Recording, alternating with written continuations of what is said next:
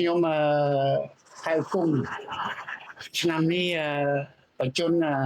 78ការរស់នៅថ្ងៃនេះនៅសេកែវខណ្ឌសេកែវបាទខ្ញុំមើលមកទទួលទានទឹកដោះគោមកតាំងពីនោះមកដល់ឥឡូវនេះគឺសុខសប្បាយអត់មានជំងឺឈឺស្កាត់អីទេព្រោះខ្ញុំញ៉ាំការពារ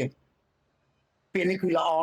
ការពារមិនមែនថាយើងដល់ពេលយើងឈឺភ្លាមចាប់ផ្ដើមមកញ៉ាំអត់កើតទេយើងញ៉ាំចាប់ពីឥឡូវទៅដូចខ្លះគេត្រូវការញ៉ាំយើងញ៉ាំចាប់ពីឥឡូវទៅល្អ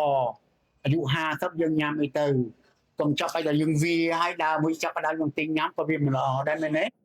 ញ៉ាំហើយរាប់ខែទៅហើយណាញ៉ាំទៅវាគេលក់ស្រួលទី1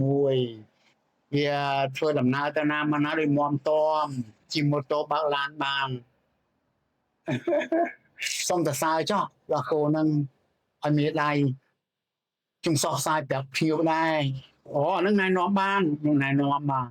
បងអូនស្រីរបស់ខ្ញុំក៏វាចង់ទៅរកជាវទិញដែរណាគេថាចាំសួរខ្ញុំទៀតវាពុកឆ្អឹងម្នាក់នឹងពុកឆ្អឹងអូនស្រីបង្កើតរបស់ខ្ញុំអរគុណណាដែលបានមកលេងមកសួរសុខទុក្ខខ្ញុំវាផ្ទឹមមិនបានទេដូចឆាប់ប៉ុណ្ណឹងវាធម្មតាមិនមានស្អីធំដុំប៉ុន្តែជាធាវជាកិត្តិយសនេះធំណាស់ចាំខ្ញុំសោះផ្សាយតទៅទៀតឲ្យបានធាវគេដឹងពួកភ្ញៀវខ្ញុំច្រើនធំមកលេងបាទហើយបើសិនជាថានេះទឹកដោះគោគេមានផ្លាករបស់គេ